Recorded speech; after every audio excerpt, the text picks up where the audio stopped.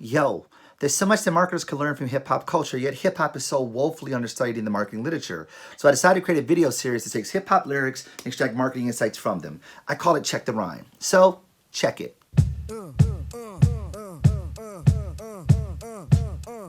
Welcome back to Check the Rhyme. This is episode 9. Check the Rhyme, episode 9. See what I just did there? In this episode, we're going to analyze a lyric from Rakim, arguably one of the illest lyricists ever.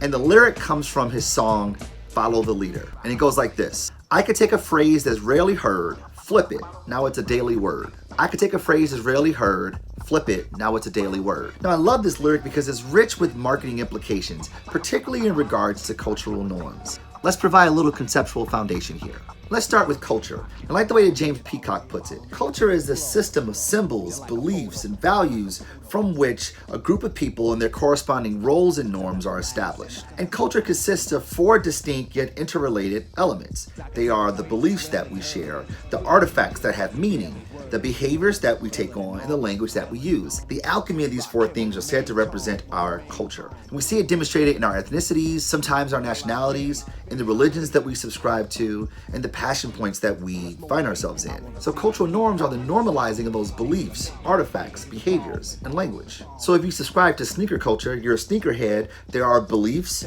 artifacts, behaviors, and language that are normal for being a sneakerhead. Whether you're into skating, or you're a hacker, or a marathon runner, or into cosplay, each one of these collectives have cultural norms, beliefs, artifacts, behaviors, and language that are normal to them, and the people who self-identify by these collectives adhere to these cultural norms. And this is where things get interesting. These cultural norms also impact how we consume. What we buy, where we go, what we eat, how we vacation, all these things are informed by what is normal to the cultures by which I self-identify. Now here's the catch.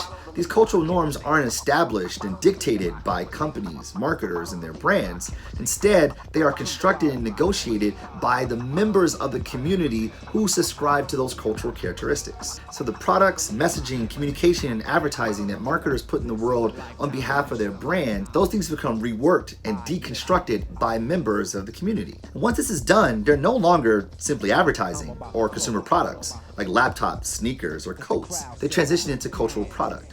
And these products now act as a badge of identity, a receipt of membership to these communities and my alignment with their cultural characteristics, their cultural norms. And this is where Rakim comes in.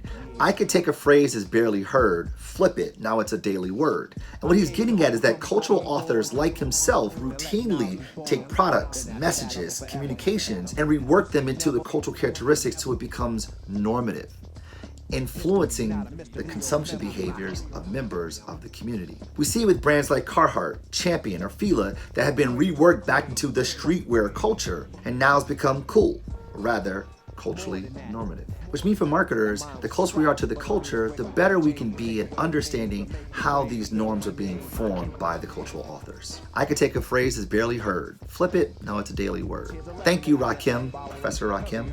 My name is Marcus Collins, and this is Check the Rhyme.